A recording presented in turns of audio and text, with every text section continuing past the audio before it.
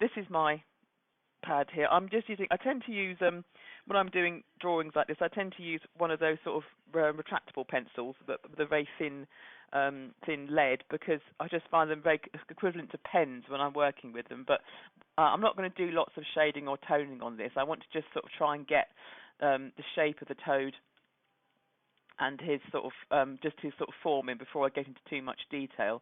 And of course, when you look at him, initially he seems like a sort of quite large lump, and there doesn't seem to be a lot of sort of form there, but he has got sort of structure. So if I'm sort of breaking it down, what I try and do is again see the sort of the forms of him. So we've got a sort of arrowhead shape here, like a sort of heart shape, or I don't know, I suppose like a sort of like an arrow, and they do have this very sort of pointed face, so I'm seeing that as my main sort of shape. And he's got a second one kind of coming down underneath it, and there's a little arm here, and then there's this very prominent eyeball on that side, and so that's the kind of shapes I'm going to start off just with sort of mapping out, just to sort of get an idea of where he's coming in. They're actually they have quite a strong bone structure underneath, because they are vertebrates, so they have got a complete little skeleton in there. So I'm starting off with just that sort of arrow triangular, like a rounded sort of triangular. Is that? I know it's difficult because it's a pale pencil, but I don't know whether that's better or worse. Is that okay? Was that better beforehand?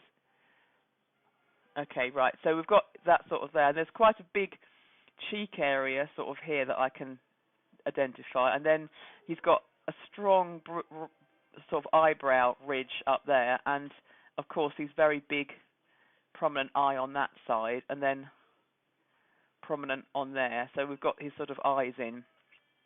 People always do this very strange thing where they draw cartoon frogs, where they sort of put their eyes on top of their heads and sort of give, you know, they sort of put their eyes up at the top like sort of two ears, you know, but they are actually all part in their head.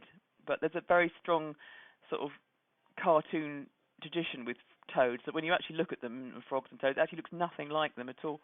So he's got an arm sort of coming down into the water. Again, because we're just seeing that sort of front on, there is sort of an elbow shape there, but they tend to sit with their arms sort of like right out, like a sort of right angle to their body, so they've got quite powerful arms. And if you ever tried to pick one up, they are quite strong for such little creatures. And then he's got these big bodies sort of coming round into the water. And I'm hoping that we can have a look at sort of getting some of these really soft, sort of expansive reflections, because you've got all these lovely sort of ripples around him of very sort of smooth water, and I want that to kind of be in the image, because you've got that. He's doing very much his, you know, I'm the master of two elements in this this image. So he's got his nostril here, and I want to get quite quickly into using drawing pens so that I can get. I think sometimes using a drawing pen makes you kind of commit and makes you look, because you have to, you know there's no way back from this. You've got to sort of make the lines work. And I think sometimes that's quite good from an artistic point of view. So I'm just swapping to a black fine liner. I'm using a 0.1, but I'm going to now just sort of try and see some of the sort of, I'm trying to see him as sort of a pattern, almost like an area of pattern, like a piece of sort of jewellery that I'm drawing. He's definitely got this sort of oval shape, or no, again, it's another sort of triangular shape, just coming in under. There's like a smooth patch of skin there, and then round it quite quickly are these building up of sort of like slightly teardrop shapes. And I think with these sort of one, I think I want to kind of really not exaggerate over the top, but certainly pick out these sort of pattern elements as if they were beads or jewels on the surface of an animal. And if they're not exactly as same as what's going on there, I think that's fine, as long as you're getting the feel of them and the sort of texture, because we're going to put plenty of shadow in around them, but I want to sort of identify where they're all coming. There's a sort of line here that's sort of coming up, and that's starting to be where his eye is coming. And then let's sort of look at the eye shape. It is elliptical, but it's got the top edge is quite a smooth curve, like a sort of bracket-like sort of curve, and then you can just see this bottom eyelid coming around the eye, and he's got quite a sort of smug he does have a sort of, I know he doesn't really have a smug expression because that's just us putting onto him what we see, but he does have quite a sort of proud, sort of like, like self-satisfied look to his eyes somehow. I don't know how he manages to do it. Something about that, he certainly looks very calm and in control of himself. And then there's some very dark area underneath, and just above is that quite strong eyelid. And then there's rows of little, almost like scales or sort of shapes just above, a few little along there, and then there's quite a strong line of shadow above that. And you can see why that armoured sort of drawing, right, so it seemed to work so well with the toad, because he does have these sort of panels of armour on him, as if it is sort of like plate mail or something. Let me come in a little bit closer so you can see sort of where these are coming. Then he's got a nostril at the top there, which is just going to be a sort of very dark area, and there's a very dark edge under his chin, so I'm going to draw that in. I think I'll keep the top of his head quite light at the moment because that's not so much in shadow, but that's sort of giving me his sort of toady sort of face. Then we've got above the eye, we've still got this very strong eyebrow that sort of comes in above, and I think it's really fine to exaggerate these kind of shapes because I want him to have this kind of armoured, chunky kind of feel, because he is quite a sort of, he's this sort of great barrel of muscle and surface texture. And there's some very dark clusters of shapes, but I think we'll put these in, and then we're going to shade them in or make them a lot darker. But we just want to try to see in the shadow the sort of where those shapes come. And so they're sort of moving down.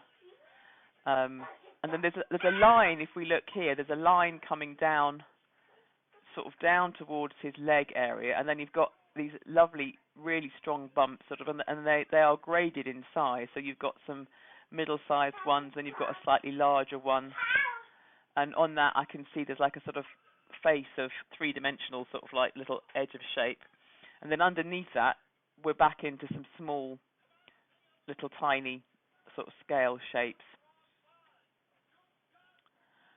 And on his leg here, now we've got quite a sort of array of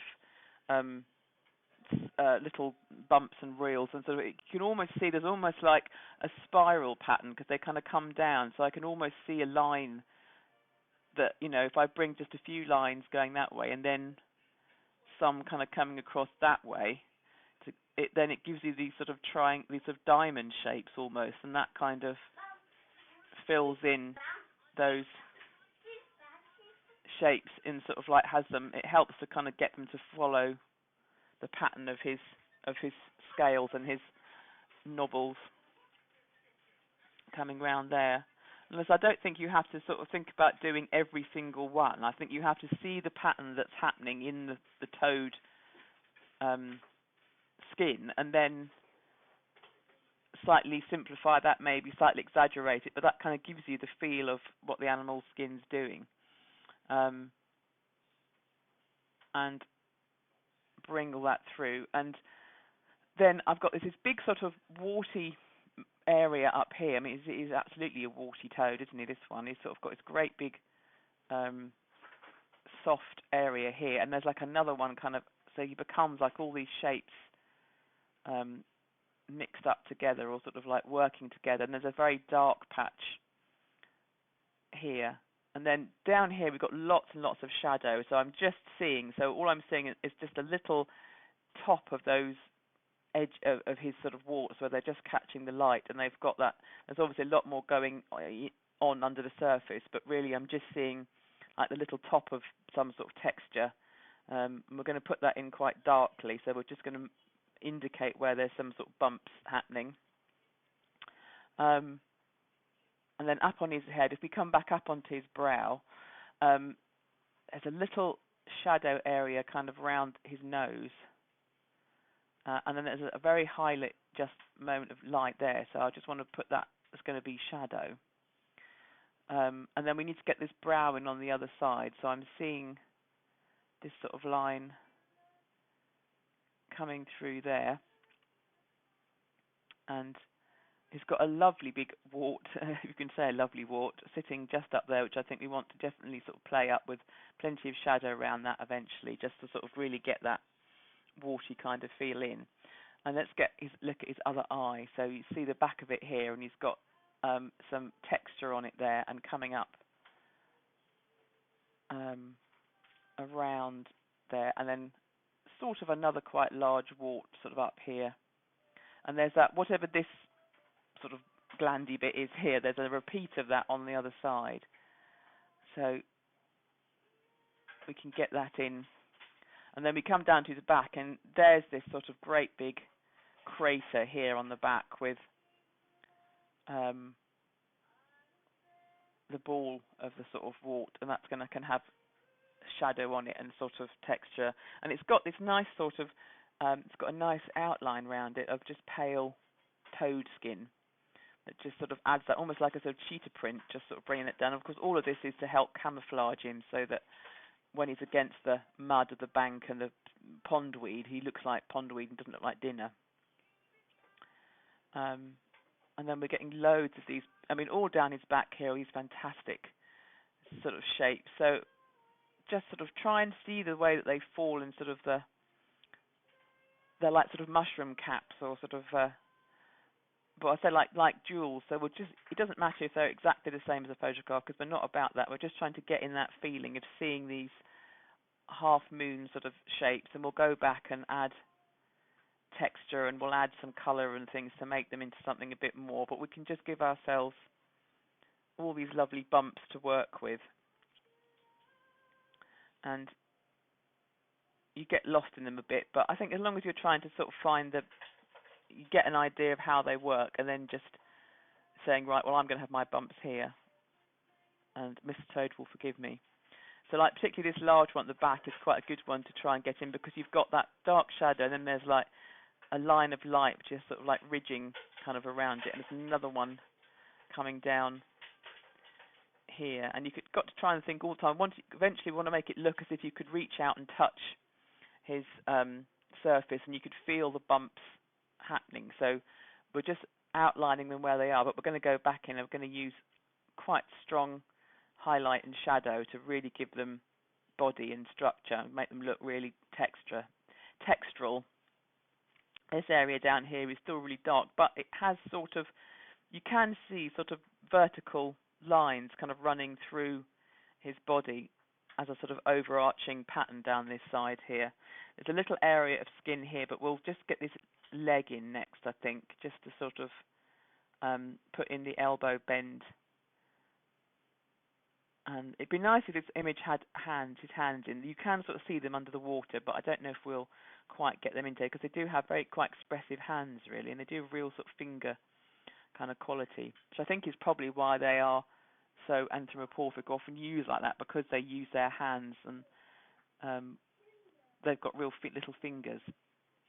And in this section down here, there's sort of a dark pattern through like an area of darkness here, which is actually then broken up into proper little scales that just fit in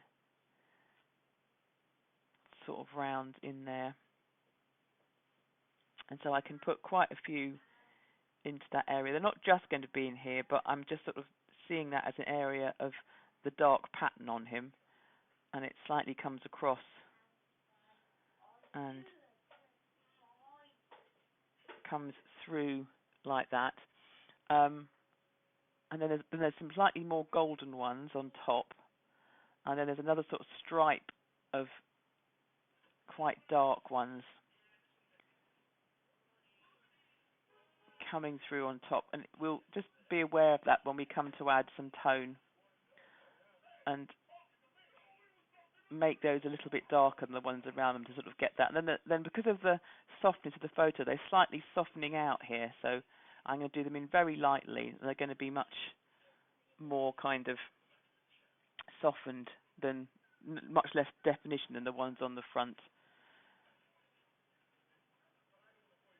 And so, yeah, so we've got this big area up here. I think I need to make this into more of there's a definite sort of flat to it here. So I'm just going to definitely define that as a kind of flat shape.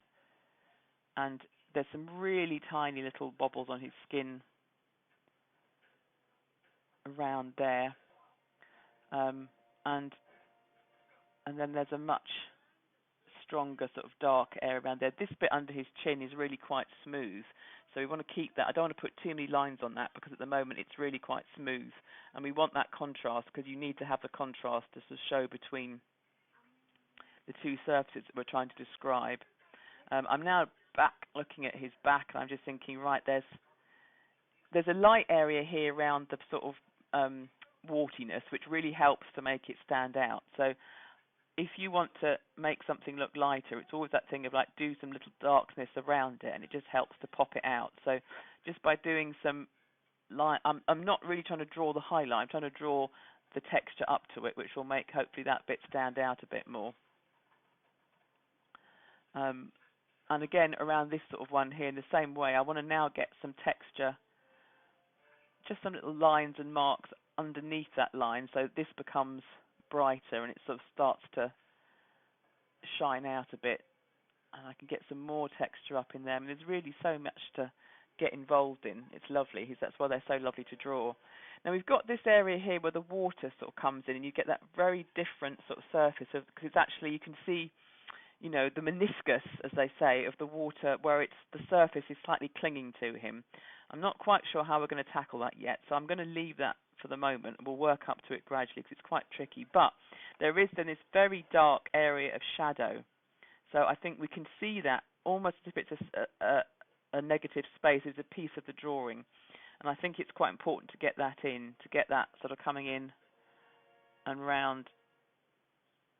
Don't worry about the sort of out of focus grass stem that's in the way there. I think we'll just get that in as a sort of darkness. And then under the surface here, we're actually seeing some of his elbow scales. So we're just going to draw those in as if we're seeing them as they were on top of the surface. So I'm just going to look at the pattern of them again and just sort of get a few of them in, because it hints that his leg is going down under that surface. And it comes across, you can just see a few little ones. I'm disappearing off the bottom here, aren't I? Let me just tilt my camera down. You can just see a few little ones, little hints of that lower leg kind of going off in the water.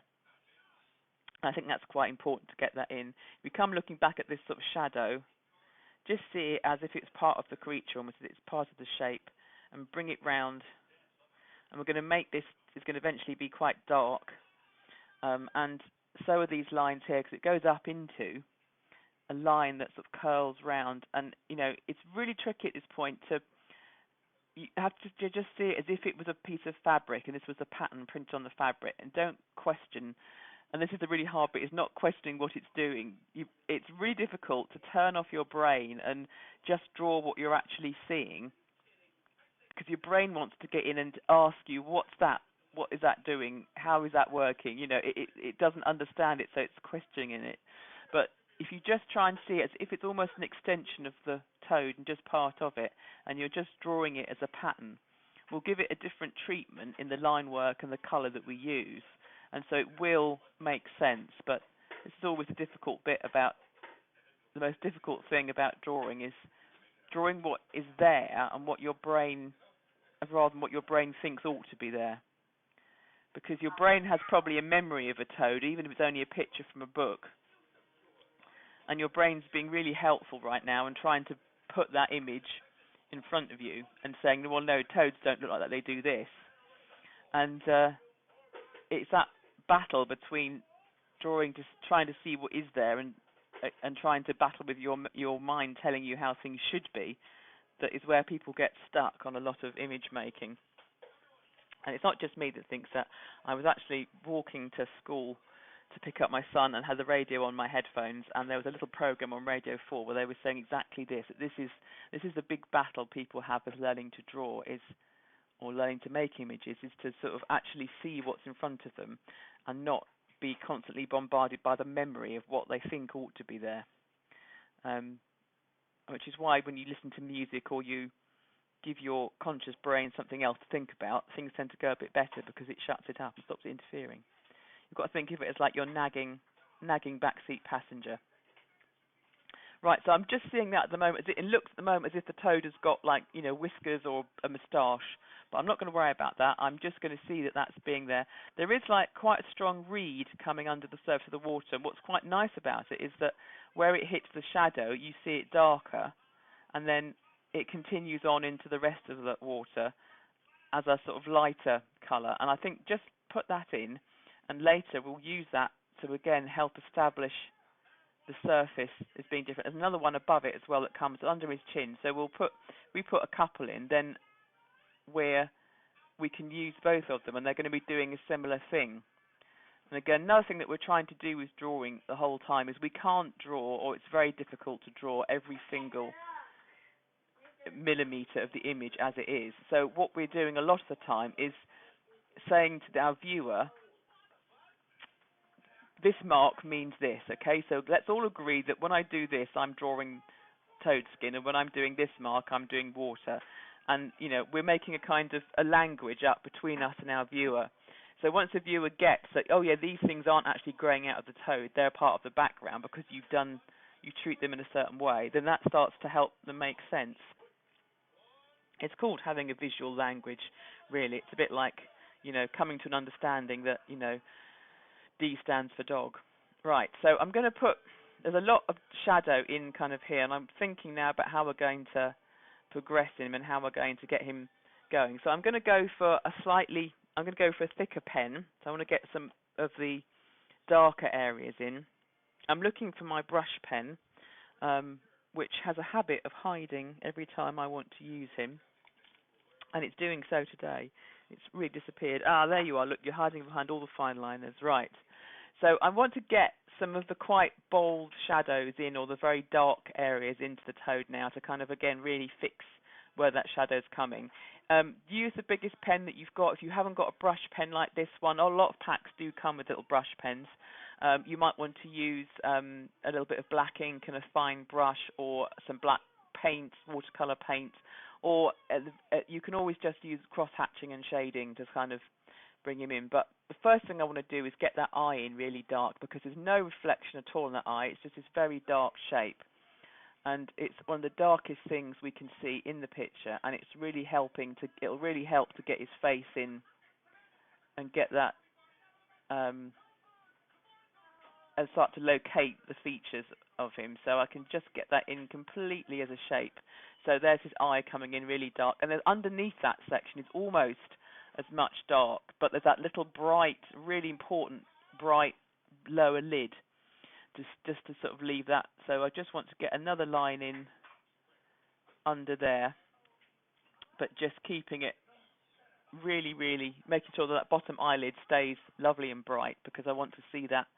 And I can just I'm going to do pen work up to this, so I'm just going to add a little bit of detail in where these very dark bits are. And then again, his nostril is quite dark.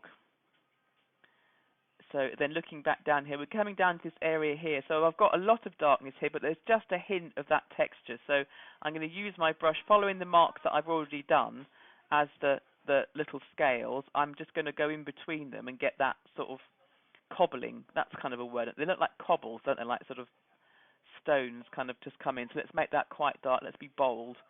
And we can eventually go back and gradiate into this darkness with tone, but to begin with I want to sort of really determine my very dark areas. And then this line here, we can see this line, can you see there's like a strong line shadow that comes down from under here and sort of curves round under his arm. So I want to get that in, because that's really defining his upper body and bringing that down. So this area here is quite golden when you start looking at it in comparison, but there's this real, and it comes right down to just sort of where the elbow comes. So I'm just going to swing that in. We're going to soften it out and sort of like make it a bit more gradated as we go, but I'm just really determining where this shadow goes. There's a little bit more I just want to bring up under there. And we've got this eyebrow here, haven't we, which is really quite strong. It's not quite as dark, but I am still just going to thicken it up with a little black kind of line coming round. And then just above those marks there, we can get a little line of darkness, and that sort of is getting real strong sort of definition into his face, because he is quite a bold creation, I think. Under here, there's a sort of area of dark, like a band of dark that comes through across his leg, so I'm just putting that in. And then under the elbow here, we get some shading coming down onto there. Now we then get into the water shading, and what's quite important is that this side of his leg compared to the water is paler. So rather than drawing the toad, I'm now going to just do that little shape in the water, and I think getting that ripple in is going to be quite important to establish that I'm drawing water here. So you can see it's got like almost like branches. Now eventually we can do the water in between a darker colour because there's not a lot of differentiation, but I just want to get that really strong. And if you can't get every single ripple in, don't worry, just try and get the majority of the ripples in as if they're a sort of shape just really close to him. And I can just bring a couple of, there's a little sort of reflection that I can just sort of get in round him there. And then there's this sort of very dark area here. That's going to come under his chin and bringing that down into those sort of ripples. Now I've got slightly more dark on him here. It's a bit close to it, but I want to make sure that there's still a little line of light in between the pattern on the water, the ripple water, and the sort of edge of his body. Because although it's dark, I just want to make sure there's definite separation between the two sort of coming there. And then where I've got this here, I'm not going to put too much dark in, but just a little hint of, we'll sort of add some tone up to this so it blends in, but I just want to sort of, where we get that shadow coming across that water, it's really dark, it's much darker than, but I'm just leaving where it crosses the branches, I'm leaving that out at the moment because they're going to stand out and be something a bit different. And then there's sort of, this is coming back down into there, and then this little spurt of dark is coming round here. And again, these bits are tricky to do because it feels like you're doing something strange, but you have to just kind of like go with it and do what you can see. And then there's a very strong, we want to get this puddle of shadow in because there's going to be white here where we get that reflection that will come out really strongly. Where we've got these scale starting to appear here, let's get those in. So we're going round those scale shapes. There's going to be some tone here, but very, very restricted, almost sort of blackness. But I just want these to sort of stand out against the water. So I just want to pick a few of them out so we can get the sense that there's like the little scales disappearing off into the darkness. And you can sort of see his kind of foot here, so I'm going to roughly leave that sort of where it comes. But then I'm going to take all of this shape, I'm just going to pretend it kind of goes around like that, and I want to then sort of get quite a big area of dark into here. So this becomes like the sort of shadow of the water, and I can just come round into this section as well and bring that edge, and then where you can just see that's just defining where his sort of leg comes underneath the water, and I can bring that round into that sort of area through there. So that becomes really dark water. We can expand this more with a bit of ink and a brush later to kind of make it a bit more watery, but I just want to sort of define that as being the puddle that he's sitting in. Looking back up at his body, we get this area here which is really quite dark. We've got this big sort of lump here which comes in under there, and it just leaves these little highlights like I sort of mentioned before, but we can exaggerate this and make it quite a dark area and bring all those sort of bits through there. And this area here is really white where he's hitting the water, but up to it is this very sort of dark area, so I can just leave some shapes in there so that I can go back and sort of tone in later. But I'm just putting in some quite they've got sort of rows. He's got sort of like little stripes of small scales sort of through there. But by drawing them with the big brush, I'm sort of giving them much more shadow around them. This area here is a bit lighter, so I'm going to sort of stay away from that. Oh, I can see his shadow, look, coming down past the elbow. There's quite a big dark shadow sort of like joining up into that one there. And then I'm going to continue this area up here. This is almost completely dark, so I'm going to do some really quick sort of scales, and then I'm going to come back and go round and round, and so I'm just leaving little tiny moments of light that could come and be a bit more of highlight. That's it, and that just sort of is going to start making that become really dark area of shadow, and we're giving it hopefully a nice lot of modelling and sort of tone. And let's see, as I come across here, yeah, you've got this sort of the big huge kind of warty bit again, so let's edge that in and give it some really strong shadow. And these little bits here, again, all around here, it's almost disappeared. I can see this row of light here, but then all the way along that bit next to it, it's almost completely dark. So that sort of becomes more sort of shadow, and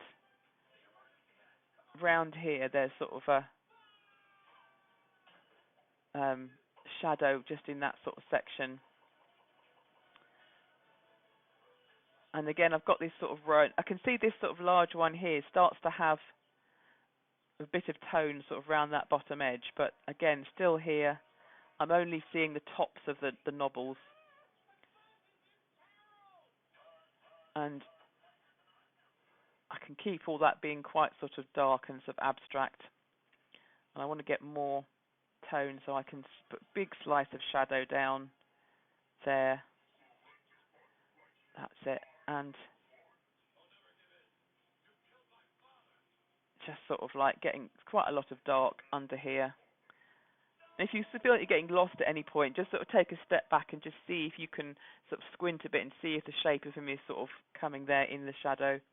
And it's fine to sort of simplify its whole areas and just decide that it's going to basically be dark, because it helps to kind of model the structure of him. That's it. And I'm just leaving that edge at the moment where we hit the water, because I want to, and that's going to stay much brighter and whiter. And as we come round onto the back, we still have quite strong shadow, but they're more to do with the structure. So, for example, where you've got a sort of wart, you can just do in the bottom half of it, like just sort of see how that comes. You get that sort of lick of shadow underneath it. And as we come down to this one, to sort of here, I can see it's got.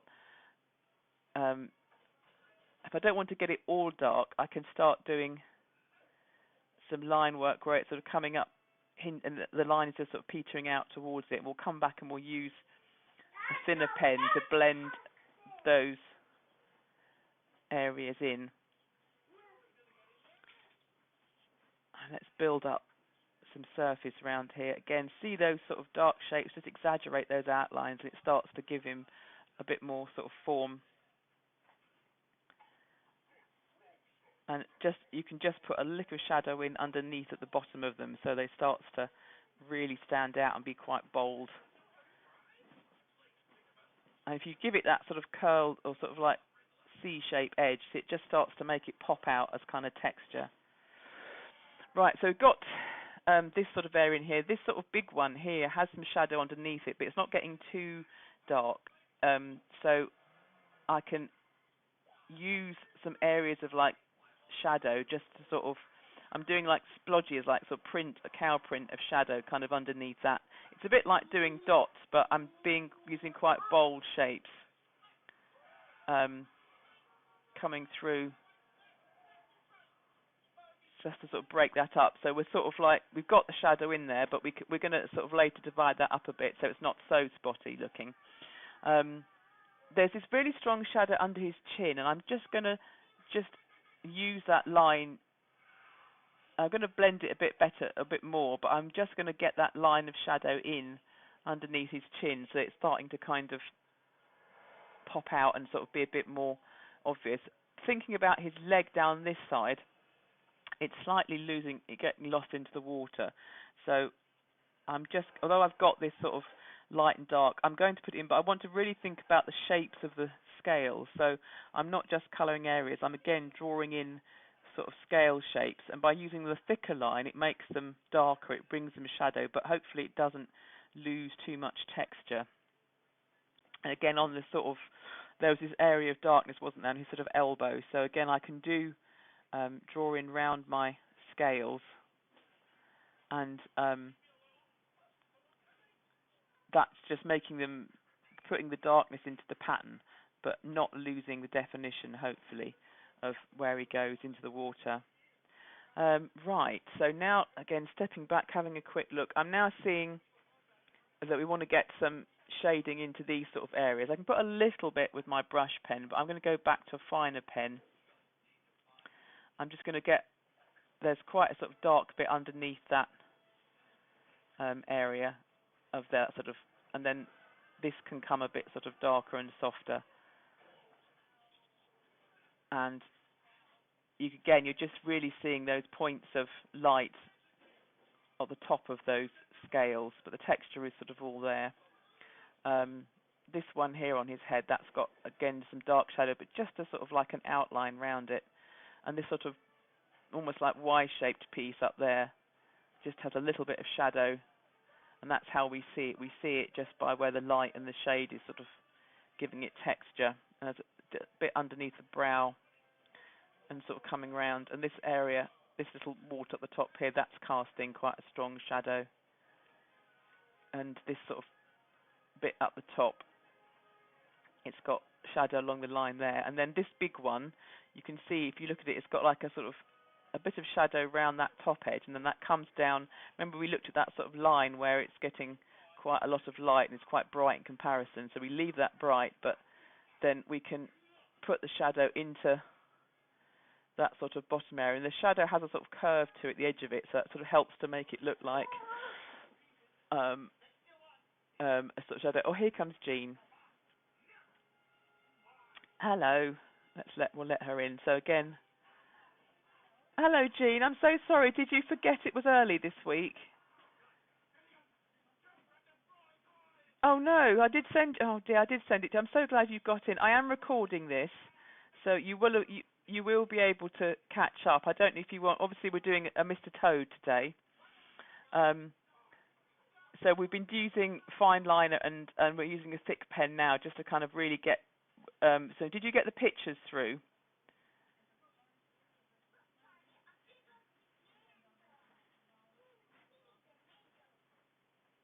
Oh, good. Well, I did send a link. Did come. I'm sorry, it's so sort of unpredictable. I did send a link this morning, but if you look, it's the sort of. Oh, I know. It's some people just really doesn't like them. I don't know why. It just sort of seems to do this. But you can see we're using the picture. Should see a picture of a toad kind of half coming out of the water, and that's the one we're sort of looking at. So we've just been really exaggerating the shadows in this one, particularly the shadows in the underneath, where you've got this very strong area of shadow on the water, and we want to get that in. We just used brush pen through here just to kind of get some really strong, but obviously at the moment it's very monochromatic, it's very black and white. So when I've sort of got these areas here, I still want to leave these areas of light. I don't want to get completely dark around them, but what I'm going to do is use sort of line work kind of coming round the area, almost like I always think of, you know, those sort of 1970s string pictures that were quite popular, where you made like sort of like a fan of string on a black background. Well, I'm using again just straight lines because it helps to sort of divide up the shape. If I come in really closely, you can see maybe a bit better what I'm doing. I can put a little bit of extra light on. Let's turn that down so it's not too bright. Yes, I just use a pencil to very gently map out the kind of areas of the toad sort of body. But so what I'm doing is just to use these lines to kind of come in between.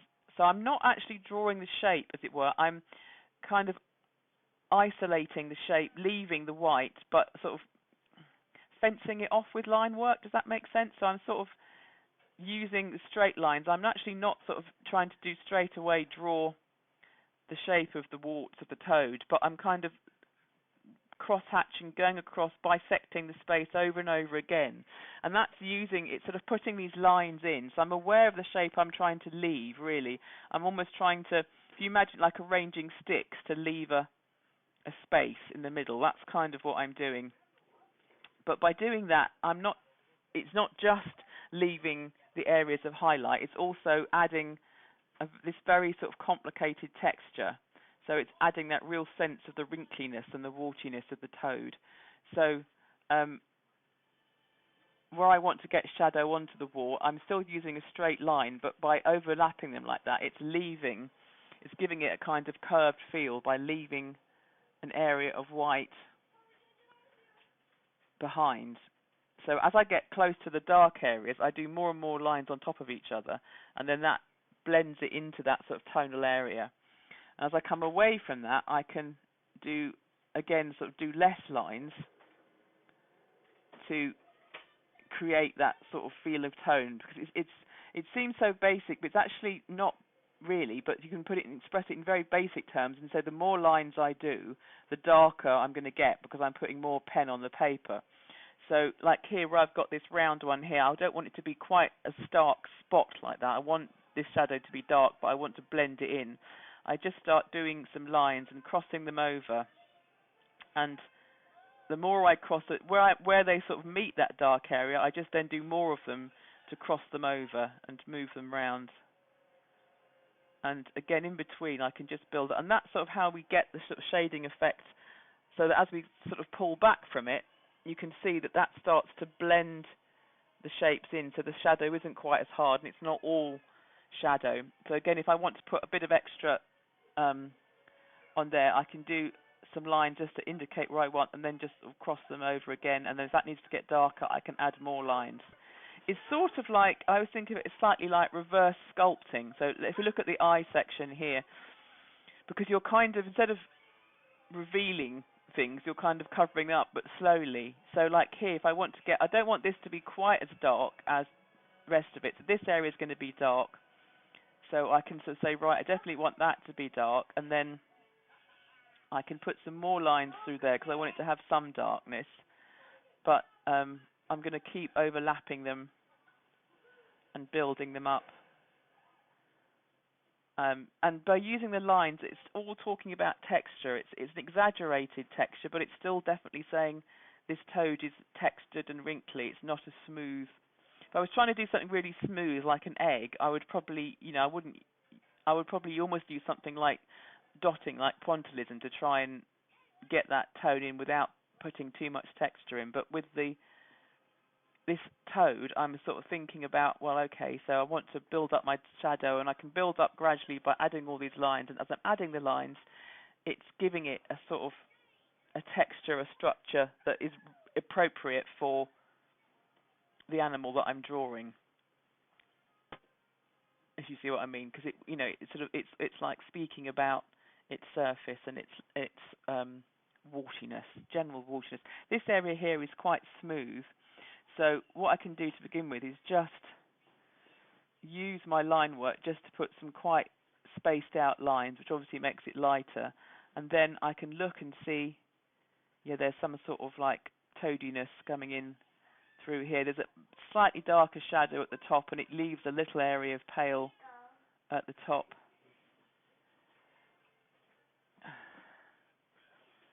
I'm going to have to yell for my daughter because little boy is asking for something, and he's leaping around the room, and she's supposed to be in the room on chocolate biscuit duty, and she's left the room to go and do her own stuff in her bedroom because she's a teenager, bless her. I want that one. I don't think I want that, but thank you. Can you go and ask Wednesday in her room for some chocolate? You go and knock on Wednesday's bedroom door and say, can I? Well done, he's doing that bit.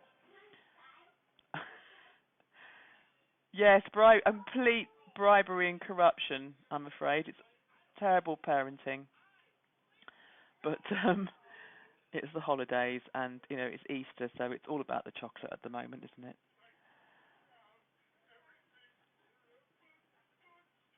Right, so again, just by using these sort of lines, that's sort of giving me texture. If I want to get more darkness, I can go up, because this is a 0.1 pen, so I can go up through the grades. This is like a point, so I've got a 0.4 now. So if I think, right, I still need to get more darkness in, and it's not happening fast enough, I can bring in a thicker pen. And I'm going to do some lines along here. I'm not going to leave them because otherwise it will look like he's got eyelashes. But again, just using the cross hatch to kind of get that texture in, and I can put some. And if you see like an area that you want to do, right, think about the direction of where that skin is lying. So it's lying vertically, it's sort of coming down. It's a flat coming down. So get your lines to kind of go in the same direction as you think it would be sort of lying, because it's going horizontally. And then I can do a few more shorter ones that just cross that and add some texture. And then where I've got this chin here, because this is actually a curved surface, instead of doing completely straight lines, I can give them a slight curve. I'm not going to give it a lot because I'm quite liking the feel that this straight line's kind of giving it, because it is quite sort of a tough structure, but it again gives it quite a sort of firm armor-like feel, which is kind of what I see in the toad. But you can give it your lines a bit more of a curve, and they start to also tell the viewer about the surface. So it's saying that this is a more curved chin-like surface. It's more curved than flat. And then this area here still needs to be darker, so you can start to see now, right, this needs to come darker because he's got this sort of quite area of shading. So again, I can go back and just go over the circle, sort of subdividing and just leaving that little point of light in the middle. And you can quite quickly darken down an area or sort of get more tone into it. And you're thinking, right, I'm just going to leave that little top bit and I'm going to add those lines in, and it's giving it a feeling of surface as well as the tone and the shade. So it's how you draw round objects with straight lines, instead of using, and you could totally use like sort of curved lines or sort of abstract not scribbly, sort of like lots and lots of circles. But I just quite like this, using these very straight lines, because it just gives him a different kind of character. And if you see the lines, the way the sort of the markings and the things flow, try and get your lines moving in that same sort of direction, because it helps to enhance that feeling of the rhythm, because they do have a quite strong rhythm and purpose behind these marks. They're not just there to look pretty, they're all sort of replicating their camouflage colours. I can see there needs to be some more scales in there. So again, if I use that sort of cross hatch first to kind of draw them in almost like a pattern, and then again I can soften that by using some lines in, just to sort of leave a bit of white, but thinking about the shape of the white I want to leave. But it can be quite chaotic, but it still has that sort of nice feel. So in the bottom half of these, where I get the shadow, again, a few lines in just to sort of cross them about, and we're starting to get that. We're starting to get nice sort of sense of texture. Across this bit here, again, we'll get some lines in. There's quite a lot of light hitting up here, and then down here it goes into this really dark bit. So we want lots of lines towards the shadow, and then bring them, and then sort of like blend them into, so that we get more lines close to the shadow, and then they disappear quite quickly to leave that as being light.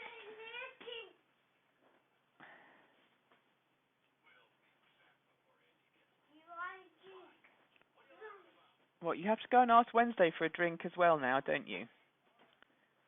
Because that's what you did last time. He'll be 5 in May, but he's autistic, so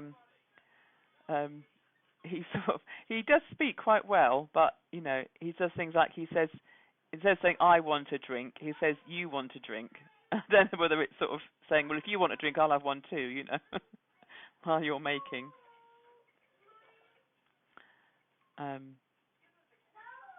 But we've been doing all that EHCP struggle at the moment with the county. We're having a big argument with them because we want him to go to a special unit that's attached to a local primary school for autistic children, and they're trying to argue that he isn't bad enough to go there. But, we have all the correct diagnosis, but they just keep saying they haven't received them when I know I've sent them and all of that, which they do relentlessly to put you off, to try and make you give up, Yes, it is, but, they want you to give up, and, yeah, and we are fighting away for him, bless him. Right, so I'm getting up here. I can start bringing these sort of cross hatch lines, and when you first put them down, they look very they look too much. They look patterny. They look like, oh no, that's not really doing it. But actually, as you start blending them in, then you do get that sort of feel of the structure and the shadow without being. It becomes more naturalistic the more you sort of draw in, And I think it's still, because of the sort of straight lines, it really helps to give that feeling of it being armoured and sort of strong. So this one here, where it's sort of dark, I can get that sort of dark in underneath, just to give that a bit of shadow. And we can really, you can really exaggerate this texture, really make it very sort of strong, because it is this lovely textured surface. I don't think you can. I think the more sort of line work you have in, the more it starts to give it that really strong, powerful, toady feel. And you want to try and get the impression that you could run your finger over the page and feel it kind of bumpy. So if you need to exaggerate and sort of put darker areas of shadow in, that's absolutely fine, because we want to kind of give it real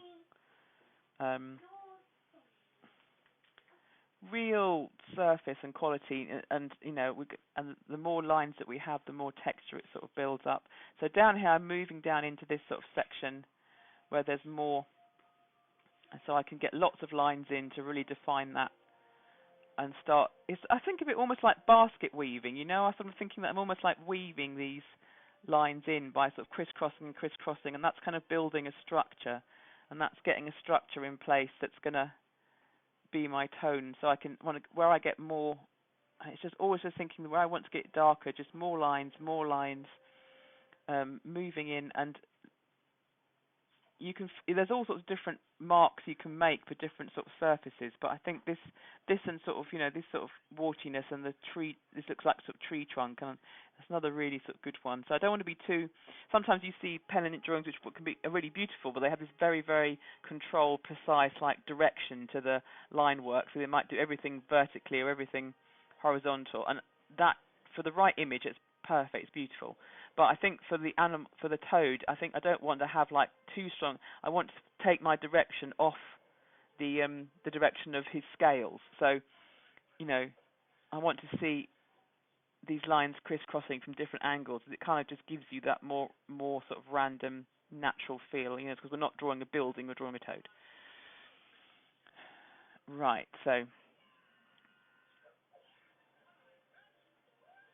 I'm just going to because we've got. I think hopefully that's starting to, if I pull my camera out a bit, that's starting to show you how you can really exaggerate and build up that texture by using all this sort of line work. And I want to then just think about how we're going to deal with it in the water, because you've got this sort of wet area, and we want to have slightly different line work because it's going to help us describe the different surfaces between them. So if we look at this sort of leg here, which I've got sort of coming along here, I'm going to still use the same crisscross to sort of get that little bit of shadow in. There's a bit more light reflecting off the water onto his skin. So I'm just going to concentrate my lines along the edge of his body at the moment and bring them through into the scale pattern there. And then where I want to get some different shading to this sort of area here. I've already mentioned about how we can use directional lines to be a bit more precise, and because water has this surface, I can bring my line work across and use it with a sort of horizontal edge to it and keep it a bit more controlled, and then that starts to kind of hopefully get across that this is a water surface and it's not quite the same as the toad. And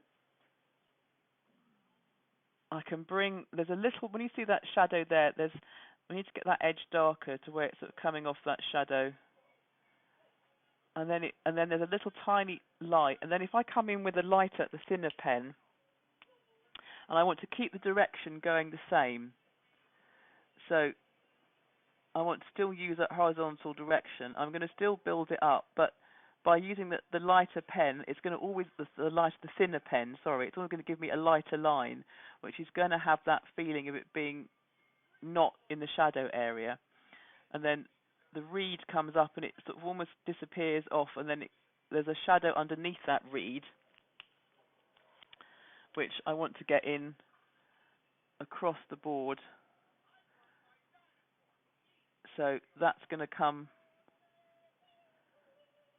darker under there, but then you've got the reed sort of section, and then it's darker where the shadow comes across it.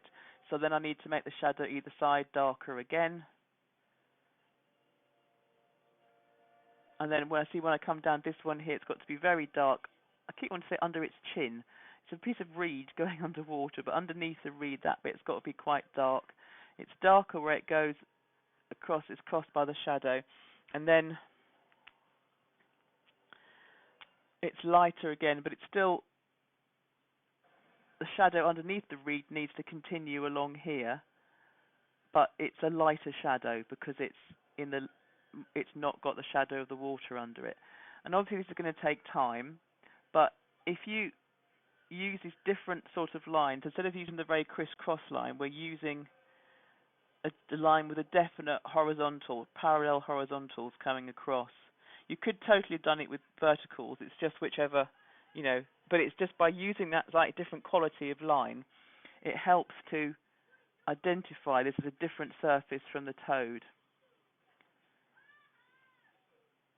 Because you're sort of saying this toad has the skin and the water is something different again.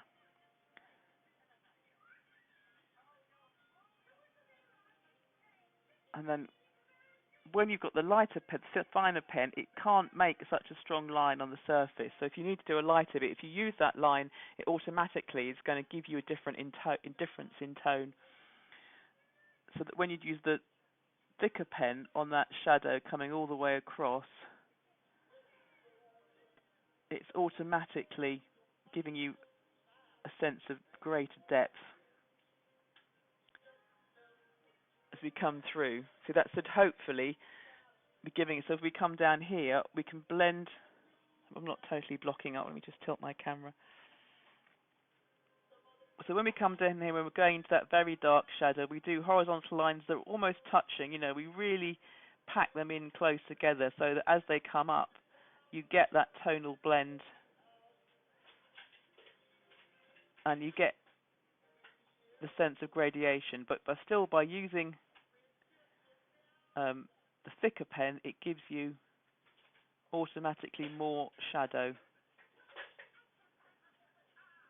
So I'm working relatively quickly, just trying to get all of that in. And then again here we've got another branch of shadow. So, and again, because we're using the same lines, it just visually, the same directional lines, it just really helps to link them together. So we're sort of saying, right, we all know what we're talking about here. This is the water surface. And then we can just put a few more into, and if you see some areas of darkness in the water, you can just imagine drawing them in, but still try and keep the lines going in the same horizontal direction when it's the water. So that starts to hopefully be the difference between toad and water. And again, in here we can bring those, even though we're dealing with the toad at this point, because you can see his leg sort of stretching underneath, we still really want to be saying, but it's the toad underwater, so we can blend it into those areas of shadow right up to them. This is obviously going to be quite a big area, so I'm going quite quickly here because I want to sort of try and give you an idea of it, and I would probably want to spend a little bit more time and be a bit more super accurate with that, but I can blend those lines in. Remember, just keep saying the closer you get them, the darker it's going to be. So if it doesn't seem to be getting dark enough, it will just, swap to a slightly thicker pen if you think you need to bring more tone into it, closer to that dark area. So we can, the more we get close and the more we sort of do those lines, and that's starting to make that become shadow. And there's quite a lot of light in that, but again, as they just hit those scales underwater, we can change our line work again and turn it into the crisscross pattern just a little bit, so that we know that we're talking about toad scales. And we can just add some extra tone in, but we just want to leave the edge of the back leg sort of shining out under the water. And then again, as we come up onto here, we're going to use our line work again just to exaggerate those shapes and start adding shadow where we see them to get the scales to stand up, to become part of the surface. And just by using all that sort of crisscross basket work, that's still saying, yes, these are toad scales. And again, if you think about, another thing you can think about is, as the animal comes towards you, as you've got these sort of areas, you can use the thicker weight pens for the line work there, because it's nearer to us, so therefore it can look a bit heavier. You can see a bit more structure. And as you come back to the sort of further away points, you can think about swapping to the finer pens, just so the detailing becomes naturally finer. And it just helps, again, to think about the perspective and locating the animal in space. In sort of, I don't mean putting him in NASA, but I mean, sort of locating him in his environment. So it's just thinking about, it's not really sort of tricks as such, but it's just understanding how the line reflects the subject, how you can use it to comment and describe the subject that you're drawing. So again, with these darker ones, I can just blend into that darkness by adding more line work to sort of make it less stark and make the tonal journey more nuanced. Well, that's a posh phrase, isn't it? The tonal journey more nuanced. Gosh, I've been reading an art book. I haven't. Probably should have been. But doesn't it sound posh? Like I know what I'm doing. I sound right proper.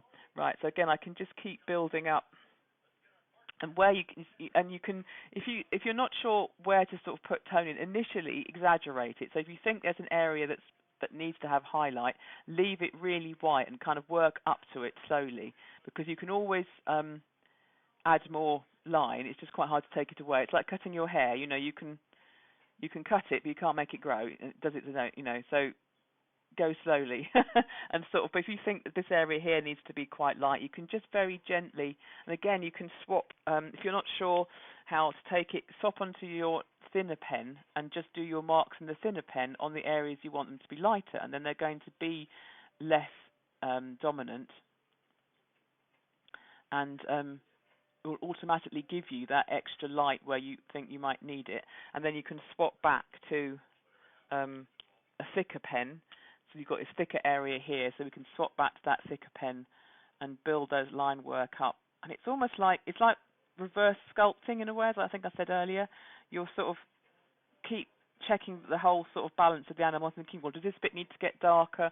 Right, if this line here needs to get darker, I'm going to add a few more lines around it just to make that, to sort of build that in a bit darker. And if this bit, and then I go, right, okay, if I'm not sure, I'm going to leave that bit highlighted. So here I want to get this much darker. So again, I can go back with my thicker pen and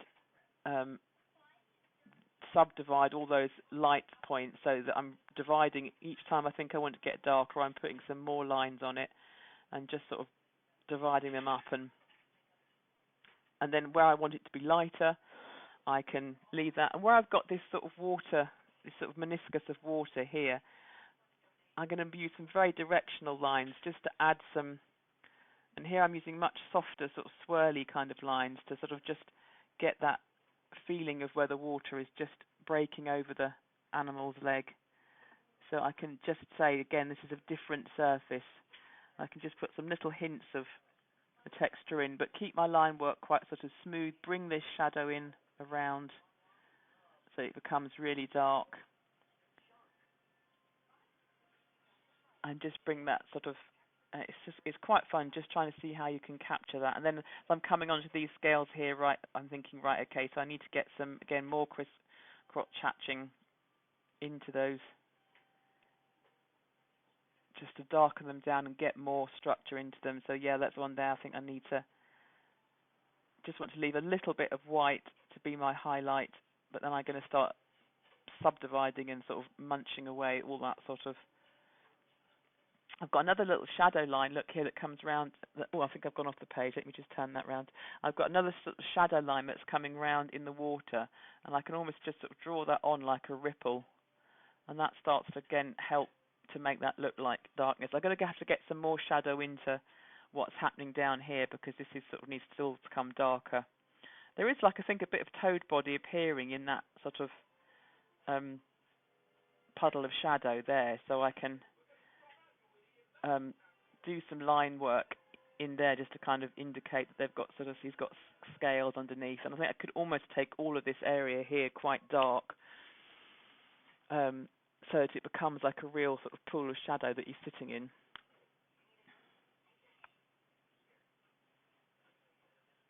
There we go. So I can just, and again, I'm still going to try, and because remember how we've said how when we're shading the water, we're going to work in horizontals to make it very, to indicate it's different from the toad. So I'm going to still, even though the brush marks are coming really close together, I'm going to continue working horizontally like this. And if I just leave a little bit of white occasionally, I don't think that matters. You can always go back and just touch it up, but it just sort of adds to be sort of like a slight highlight. But let's get all this bit in darker, and so that he's sort of popping up out of this surface, which is what we're trying to achieve, that kind of feel. And then keep working that across. And it's got a quite definite edge. There's nothing, you know, flimsy about its edge. It definitely follows its own shape on that surface. I presume it's the reflection of his body in the water that's sort of giving us that big area of shadow. And then I think I'm going to use some more of this brush pen work where I've got these lines here. I think that still needs to come darker. So I can come back over the top. And again, it's just using a thicker line, isn't it, really, a thicker pen to bring that through. And I can do some more. Now that I've sort of seen I want to get that sort of in darker and looking more like water, I can do some more pen work across these sort of shadow areas. And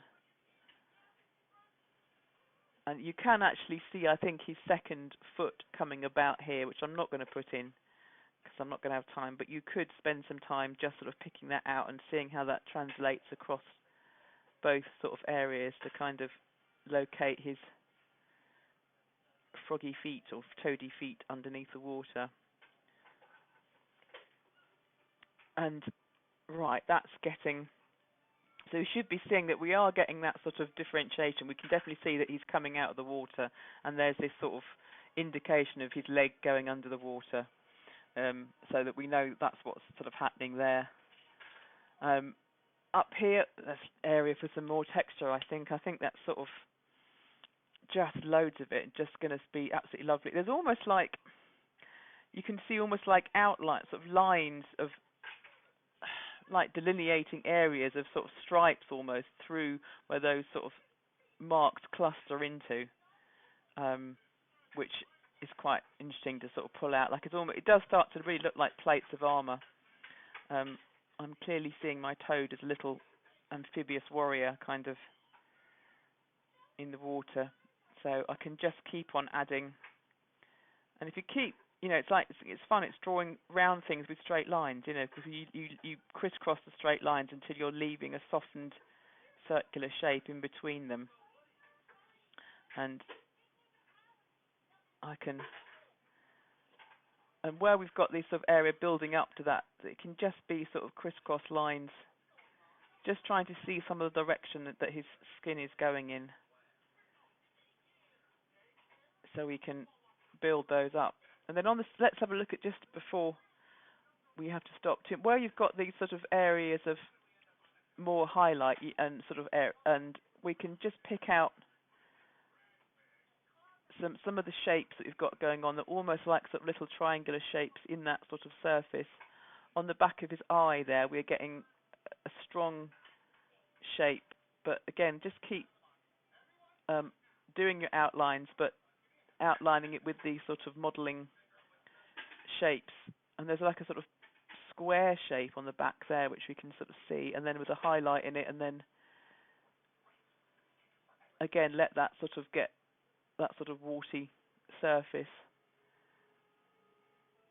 and just keep on sort of building, making curves out of straight lines, which is sort of, you know, quite magical. But by using all this sort of lines, it's just sort of giving him loads and loads of texture and loads of surface, and using the pen line not just to put in shadow, but also to talk about the texture. And if you just see, like, if you've got like this sort of dome of light here, it's not very tonal above, but just some light cross-hatching around it just starts to make it stand out a little bit and give it a bit more surface.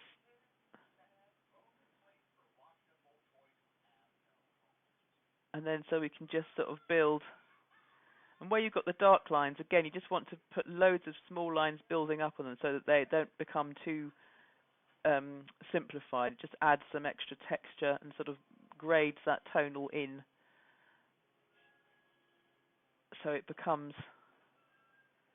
just that bit more, you know, and the more bit more subtle, the more you use your line to blend it in, the more softer the shapes will become, and the more sort of rounded he'll start to feel.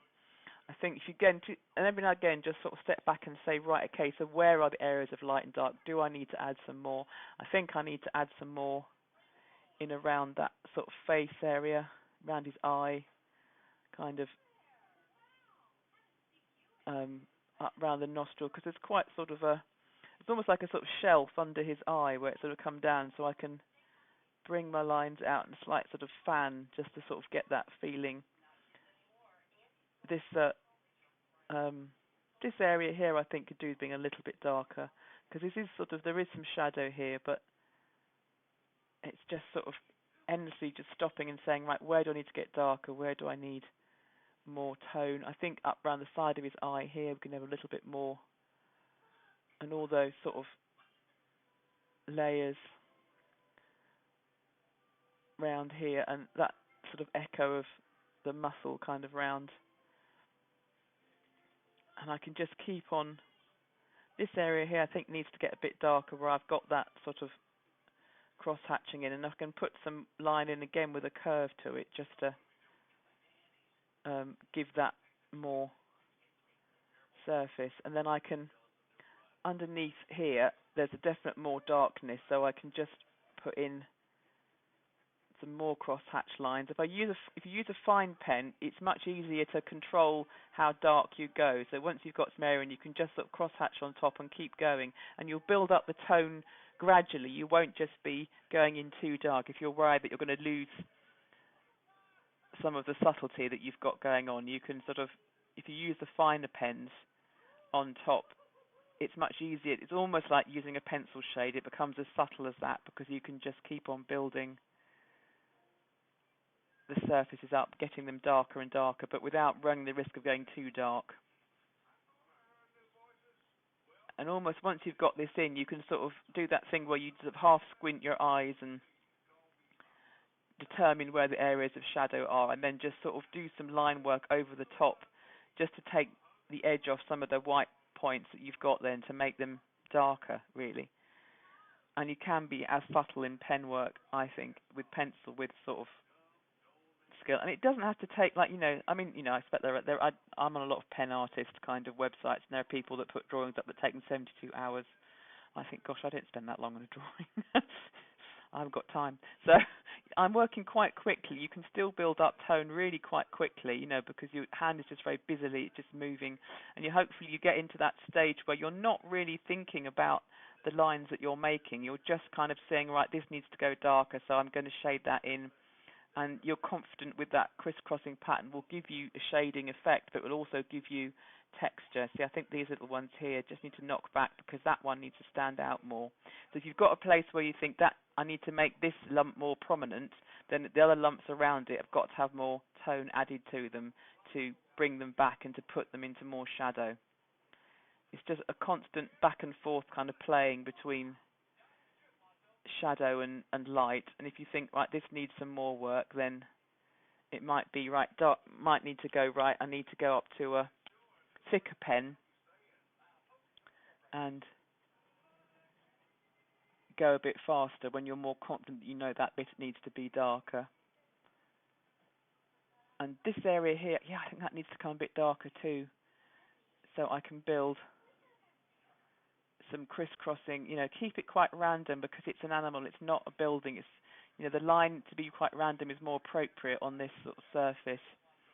And here, this could come a bit darker again, but by doing this, you end up with leaving just a tiny sort of skin of white, and it just adds a little bit of lightness, but still gets that really dark, craggy feel. And I think always slightly exaggerate the texture, make him really three-dimensional, make him really, really warty and leathery and loads of surface. So all these areas here, this can come a bit darker. We've got this strong line here where it's coming down, so we can work the tone into that line. And I can slightly soften that a bit more. I keep having to keep thinking about leaving those points of light because it's that little point of light amongst all the tone that is going to help make that sort of pop out. So there's just a few more. I know we've gone slightly past 11, but we're just going to add a few more in, and we can map those. And you have to make a decision. You might decide that to get that real sunlit feel, that you might almost leave the back section of him as white and understated as this. I don't think it would. You sort of have to sort of think, well, that will give it that real sort of sunlit kind of feel. The more you exaggerate those areas of black and white, the more you're going to get that feeling of sunshine on his back. I imagine he's just popped out of the water and he's just having a quiet moment of contemplation with the sun warming his leathery back, and who can blame him? Save for the knowledge that most creatures know that he tastes disgusting because he can exude that toady stink out of himself. So he's quite. Once you get to this stage, it's hard work becoming a toad because you've got through the whole tadpole stage where I think you're very vulnerable, and that they're very much, survival by virtue of force of numbers. But I think by the time we get to big warty toad stage, he or she is quite secure in their role. They're very much their pond. I have a toad in my garden I'm very fond of, and I see him occasionally, or her occasionally, and he sort of looks at me and I look at him. He lives under a tile that I put there. He's got a friend. Well, I don't know if they're friends. I just like to imagine they're friends. He's got a newt friend who also lives in my pond, and of course he's called Isaac Newton. And I have seen them occasionally in the same space, and I like to imagine them passing pleasantries as they sort of float about.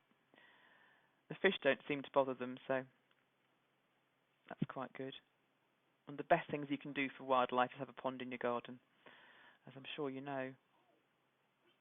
Right, so I think we're probably going to have to call it a day there, but I think hopefully that you can see how that's how you can use straight lines to create round surfaces, and just by really exaggerating that shadow and pushing it forwards, that gives you that sort of modelling technique of making it really stand out and look textured. And again, by using the different lines of saying, right, so this sort of crisscross lines is what I'm using on his skin, but I'm going to stick to a horizontal for all the water lines, and when I put more shading into the water, it starts to show you the difference between the surfaces. So you get, and I think hopefully as well, by just seeing what's here and just saying, right, he does continue under the water, and it goes really dark here, I'm just going to treat that as an area of darkness. You have got in that sense of his foot going down into the water. and just trying to make yourself draw what is actually there and not what your brain is panicking about seeing. Okay, so I think we'll have to stop there. But so I have recorded.